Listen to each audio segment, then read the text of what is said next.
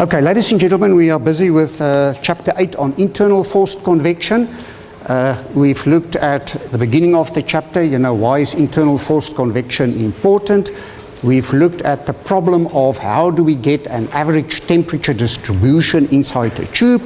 We've looked at the entrance effects, the boundary layer thickness, which influences the friction factor, and the thermal boundary layer thickness, which influences the heat transfer coefficient. And the Prandtl number determines which one of the two is going to be firstly fully developed. Okay. Then we've looked at laminar flow in general. We've looked at turbulent flow, but we also did a special analysis, I think it was chapter 8.4, paragraph 8.4, where we specifically looked at the two important cases of a constant heat flux and a constant wall temperature. Okay, and the last part of the chapter, 8.6, we didn't have enough time with the previous lecture to finish it, so what I would like to do is just finish it quickly. So, in paragraph 8.6, you will firstly see that there are a number of equations that can be used for turbulent flow in tubes. It starts first by giving a friction factor, which has been, and this equation has been developed by Petkov, which typically can be used in some of these equations. However, the fine print in all this is very important. Please never use these equations like this. So in your textbook, there are some very important words that you need to underline, and when you do the selection that you need to take into consideration. For example, you'll see that this friction factor equation is only valid for a certain Reynolds number range. Okay. So, now the first equation almost 80 years ago was developed by Chilton and Colburn, and this is the Chilton-Colburn equation. So you can see, getting the Nusselt number, you must first get the friction factor, and you need the Reynolds and the Prandtl number, and then you can get the heat transfer coefficient from the Nusselt number. And then, with the same data set, people like Colburn developed an easier equation, this one, 0.23 Reynolds to the 0.8, and Prandtl to the third. And then Dittus-Boelter, which is now known as the Dittus-Boelter equation, developed this equation. And you can see it is almost the same as that one, 0.23 Reynolds to the 0.8, but now a small adjustment for the Prandtl number. And what they recommended is that this equation works better if N is equal to 0.4 when you do heating, and N 0.3 when cooling is being done. Okay. Then Sider and Tate developed this equation. Okay, and you'll see that there are similarities, but now we've got this term in here. Okay. Again, if you look at the fine print underneath the equation or at the equation, you will see that this equation has been developed where there are huge temperature differences between the wall and the bulk. Okay, so normally high heat fluxes, if the heat flux is very, very high and there are high temperatures between the wall and the bulk, then you use this equation. Now the question is, what is high? And that is always a problem that you're going to have when you look at this. Well, it is actually very easy. So what you're going to do is you're going to look at what is the viscosity going to be of bulk, and what is it going to be on the surface. That ratio, if that ratio is approximately 1, then this is not going to have an effect. But if this ratio is 0.5 or something like that, then obviously it's going to have a huge effect. So then this equation is the right equation to use rather than those equations. So that is how you will be led with all these equations in terms of making a decision. Again, and I didn't put it in because of the space limitations, is that all these equations are valid in a certain Reynolds number range and in a certain Prandtl number range. And they are given there. So please take note of them. Then the Petkov equation was also based on the same data set, and then lastly in the Glinsky equation, which was developed in 1976. There are a few revisions on it, but this is considered as the most accurate equation so far. So these are the equations that are available. Now, a few things that I need to say about these equations. Firstly, they are not sensitive. So they are not sensitive for different boundary conditions, how we do the heating and or cooling. So if we look at previously where we had a constant heat flux, okay, and a constant wall temperature, and they differed in terms of their characteristics. With turbulent flow, they are not sensitive. So it doesn't matter if it's a constant wall temperature, if it's a constant heat flux, all these equations can be used for that. So I think that is one of the first things that I would like to point out. Then you will also see that there is a special note for liquid metals. So for liquid metals, needs to be treated a little bit different. The Prandtl numbers are very small. Again, there are special equations for them to be used. Then, in the textbook, there's also a specific note on flow in the transitional flow regime. Okay, and Professor Ghajar from Oklahoma State University, he did put in some of his graphs there of typical what happens in the transitional flow regime. It is very dependent on the type of inlet that you use.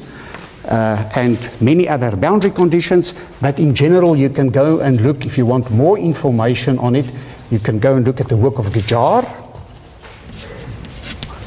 and also the work that we did, Meyer et al., Meyer and Olivier, etc., Meyer and Everts, Cumming, etc.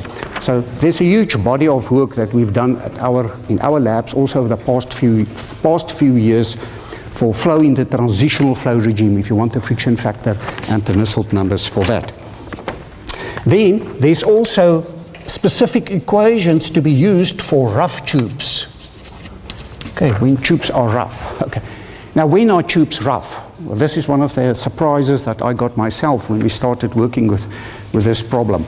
All the tubes, I promise you, all the tubes that you can buy these days are smooth tubes. So you can use that. Rough tubes will be, you know, when they are huge, when there's lots of fouling, or in very specific cases. But in general today, it's very difficult to get rough tubes. In the old days when it was casted, tubes were rough, but these days they are very smooth. The only case when you will have to take the roughness into consideration is when, remember, when the diameter starts becoming very, very small. Then the surface roughness plays a role. Although the surface might be smooth, this relative ratio starts becoming more significant. Okay, so rough tubes, there's a special note on that. Then non-circular tubes. If the tube is non-circular, in the beginning of this chapter, we've looked at different types of geometries, and what it suggests here is that you can just use the hydraulic diameter, which we've defined as 4 times the cross-sectional area divided by the perimeter. And if you use that, then you can go and calculate the Reynolds number based on the hydraulic diameter, and you can get the friction factor based on the hydraulic diameter. And then you're going to do exactly the same. The Nusselt number that you then is going to calculate will be based on the hydraulic diameter of the Reynolds number. Okay? And you're going to get the heat transfer coefficient like that. The diameter, the hydraulic diameter divided by K. So that is what you're going to do if you do not have good data on a specific non-circular tube and there's no equations available. Then the other category of problem is flow through an annulus. Flow through an annulus. So if you've got flow, and we are going to do examples like that, and let's suppose this is solid.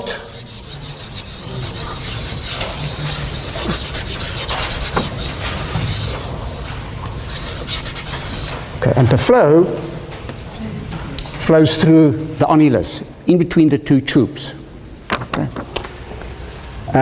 For those cases, there is an A value that is typically defined as that diameter, the inside diameter divided by the outside diameter. Okay. And there are different approaches that can be followed for this type of problem. The first approach that you can do is you can just say, well, let's go and calculate the hydraulic diameter. That's the first one that you can do. But you will also see in the textbook in table 8.4, some values are given that you can use. Not a lot, so just very limited information. Now what is always important to take into consideration here is where does the heating and cooling occur? Because in some cases it can actually occur on the outside wall, in some cases it can be there. Or one of the walls can be adiabatic, which means it has been insulated, typically. And all that would influence what is happening in the annulus. So if you go and look at the work of Dirker and Meyer, so Professor Dirker was one of my undergraduate students, he did his master's with me, and his master's was specifically on this project, and since then we've been working on it for a long time. So there's a huge body of literature available if you're interested in that. Take note, just for refinement. Okay, so for this course, for tests and exams, you can just use the textbook as is. Then another body of work which is not in your textbook, again because it is just too much, is tubes where we have what we call heat transfer enhancement.